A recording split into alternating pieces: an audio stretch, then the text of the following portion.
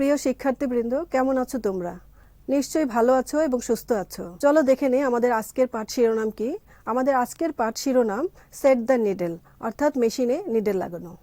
তোমরা সবাই জানো নিডেল খুব ছোট্ট একটি যন্ত্রাংশ, কিন্তু এটা কিন্তু অত্যন্ত গুরুত্বপূর্ণ একটি যন্ত্রাংশ। মেশিনে যদি নিডেল লাগানো ঠিক না হয় তাহলে আমাদের নানা রকমের সমস্যার মধ্যে পড়তে হয়। মেশিনে কাজ করাই প্রায় অসম্ভব হয়ে পড়বে। তাই আমরা প্রথমেই মেশিনে কি করে নিডেল লাগাতে হয় সেটা শিখে নেব। এই সেশন শেষে তোমরা নিডেল বলতে কি বোঝায় তা বলতে পারবে, মেশিন ও কাপড়ের ধরন অনুযায়ী নিডেল নির্বাচন করতে পারবে, মেশিনে নিডেল অ্যাডজাস্ট করতে পারবে। চলো আমরা দেখে নেই নিডেল কি। সেলাই মেশিনের একটি গুরুত্বপূর্ণ যন্ত্রাংশ হলো নিডেল, যা মেশিন হেডের নিচে নিডেল বারের সাথে লাগানো থাকে। এর কাজ হলো সুতার সাহায্যে কাপড়কে সেলাই করা। নিডেলের প্রকারভেদ। নিডেল দুই প্রকার, হ্যান্ড নিডেল এবং মেশিন নিডেল। আমরা হাতে সেলাইয়ের জন্য হ্যান্ড নিডেল ব্যবহার করি এবং মেশিনে যখন সেলাই করি তখন মেশিন নিডেল ব্যবহার করি। চলো আমরা দেখে নেই নিডেল কিভাবে নির্বাচন করতে হয়।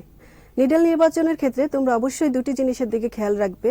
প্রথমত মেশিনের টাইপ, দ্বিতীয়ত কাপড়ের পুরুত্ব। মেশিনের টাইপ অনুযায়ী নিডেল ভেরি করে, কারণ বিভিন্ন মেশিনে বিভিন্ন ধরনের নিডেল ব্যবহার হয়। সব ধরনের মেশিনে কিন্তু একই ধরনের নিডেল ব্যবহার হয় না। চলো আমরা দেখে নেই কোন মেশিনে কোন ধরনের নিডেল ব্যবহার হয়। অটো ট্রিমার সহ সাধারণ সেলাই মেশিন। এটা একটা প্লেন মেশিন এবং এর সাহায্যে সোজা সেলাই হয়। এর মেশিনের বিশেষত্ব হলো এতে অটোমেটিক সুতা কেটে যায়। এই মেশিনের সাহায্যে যখন আমরা সেলাই করব তখন যে নিডেল আমরা ব্যবহার করব সেটা টাইপ হবে DB/1। অটো ট্রিমার ছাড়া সাধারণ সেলাই মেশিন, এটাও প্লেন মেশিন, এর সাহায্যেও প্লেন সেলাই হয়, কিন্তু এতে অটোমেটিক সুতা কাটা হয় না। এর সাহায্যে আমরা হাতে ট্রিমারের সাহায্যে সুতা কাটি। এই মেশিনেও আমরা যে নিডেল ব্যবহার করব সেটার টাইপ DB/1। Overlock machine. তোমরা নিশ্চয়ই জানো ওভারলক মেশিন ব্যবহার হয় কাপড়ের খোলা প্রান্ত বন্ধ করার জন্য। এই মেশিনের সাহায্যে যখন আমরা সেলাই করব তখন আমাদের নিডেলের টাইপ হবে DC/1। এবং চেইন স্টিচ মেশিনের সাহায্যে যখন আমরা সেলাই করব তখন নিডেলের টাইপ হবে DP/5। Button whole machine. Button whole machine দিয়ে নিশ্চয়ই জানো বোতাম ঘর তৈরি করা হয়। এই মেশিনে যখন আমরা বোতাম ঘর তৈরি করব তখন আমাদের নিডেলের টাইপ হবে DP/5। এরপর আমরা চলে যাই বোতাম সেলাই মেশিনে। এই মেশিনের সাহায্যে পোশাকের উপর বোতাম অ্যাটাচ করা হয়। এই মেশিনের সাহায্যে যখন আমরা বোতাম অ্যাটাচ করব তখন আমাদের নিডেলের টাইপ হবে DP/17। ফ্ল্যাটলক মেশিন। এর সাহায্যে নিট ফেব্রিক সেলাই করা হয়। নিট ফেব্রিকের হেম সেলাইয়ের জন্য আমরা ফ্ল্যাটলক মেশিন ব্যবহার করি। এই মেশিনের নিডেলের type DP/17। Vertical trimmer machine সম্পর্কে তোমরা নিশ্চয়ই জানো। এর সাহায্যে কাপড়ের ধার কাটা হয়, সেলাইয়ের পাশাপাশি কাপড়ের ধার কাটা হয়। ভার্টিক্যাল ট্রিমার মেশিনে আমরা নিডেলের টাইপ নির্বাচন করব DB/1। তাহলে দেখতে পাচ্ছ সব মেশিনেই কিন্তু একই রকম নিডেল ব্যবহার হয় না। কাজেই নিডেল নির্বাচনের সময় অবশ্যই আমাদেরকে মেশিনের দিকে খেয়াল রাখতে হবে। এছাড়া নিডেল নির্বাচনের সময় আমাদের আরেকটা জিনিস খেয়াল রাখতে হবে, সেটা হলো কাপড়ের পুরুত্ব। আমরা দেখে নেব আমরা কোন ধরনের কাপড়ে সেলাই করছি। কাপড় যদি পাতলা হয় সেক্ষেত্রে আমাদের চিকন নিডেলের প্রয়োজন হবে, যেমন 9 থেকে 11 নম্বর নিডেল। কাপড় যদি মাঝারি ধরনের হয় মোটা কাপড়ের জন্য, অর্থাৎ মাঝারি মোটা কাপড়ের জন্য দরকার হবে 12 থেকে 14 নম্বর নিডেল। এবং মোটা কাপড় যেমন গেভার্ডিং, জিন্স এই ধরনের কাপড় সেলাই করার সময় আমাদের 16 থেকে 18 নম্বর নিডেল প্রয়োজন হবে। বন্ধুরা, আমরা পরবর্তী স্লাইডে যাই। দেখো চিত্রে একটা নিডেলের ছবি দেওয়া আছে। এখানে একটা নিডেলের অনেকগুলো অংশ চিহ্নিত করা আছে। নিডেল একটা ছোট্ট একটি যন্ত্রাংশ, অথচ এর মধ্যে দেখো অনেকগুলো অংশ রয়েছে।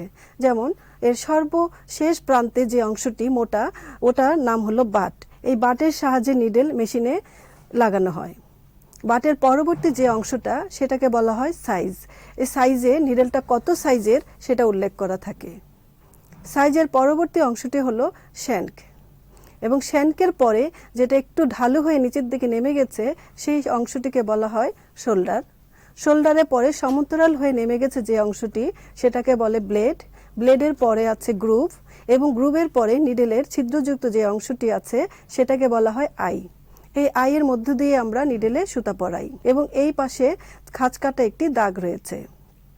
আইয়ের পরবর্তী অংশটি হলো পয়েন্ট এবং সর্বনিম্ন প্রান্তটি টিপ। তাহলে দেখতে পাচ্ছ একটা নিডেলের মধ্যে অনেকগুলো অংশ রয়েছে।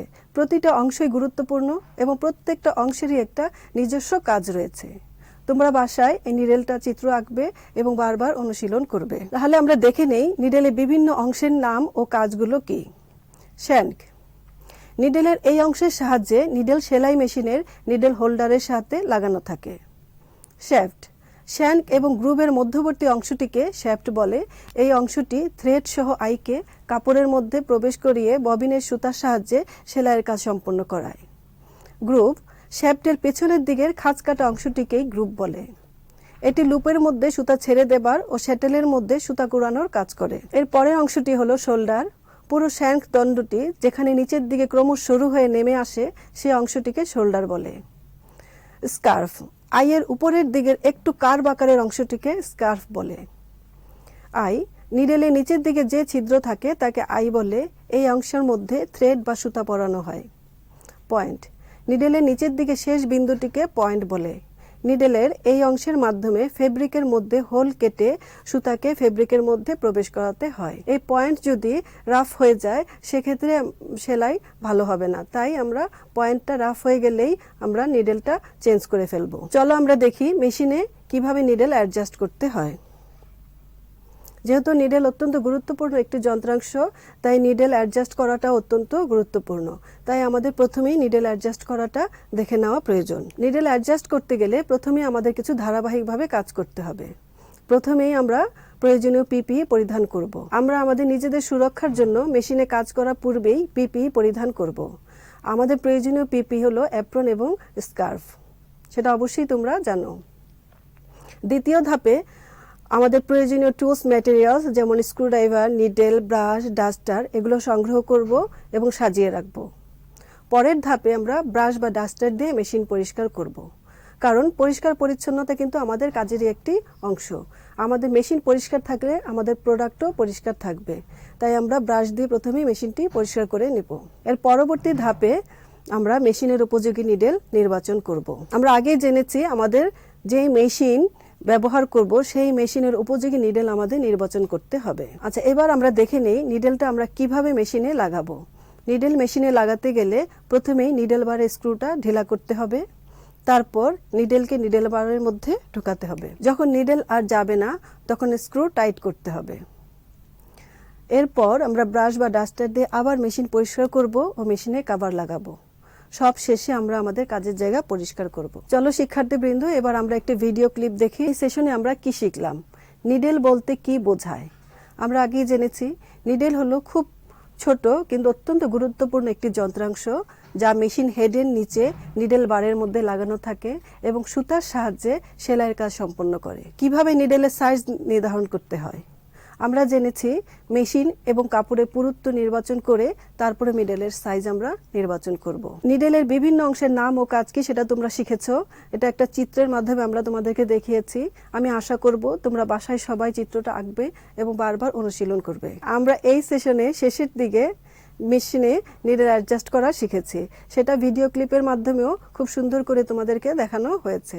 কাজে আমি আশা করছি আজকের ক্লাসে তোমরা নিডেল সম্পর্কে মোটামুটি একটা পরিষ্কার ধারণা নিয়েছো। পরের স্লাইডে তোমাদের জন্য রয়েছে একটি হোমওয়ার্ক। তোমরা খাতা কলম নাও এবং হোমওয়ার্কটি লিখে নাও। নিডেলের বিভিন্ন অংশের নাম ও কাজগুলো লিখে নিয়ে আসবে। এই হোমওয়ার্কটি স্কুল যখন খুলবে তখন তোমরা তোমাদের শ্রেণী শিক্ষকের কাছে দেখাবে। পরবর্তী ক্লাসে আমরা থ্রেডিং প্রসিডিউর নিয়ে আলোচনা করব। প্রিয় শিক্ষার্থী বন্ধুরা, তোমরা ভালো থাকো এবং সুস্থ থাকো এই বলে আমি আজকে বিদায় নিচ্ছি। আল্লাহ হাফেজ।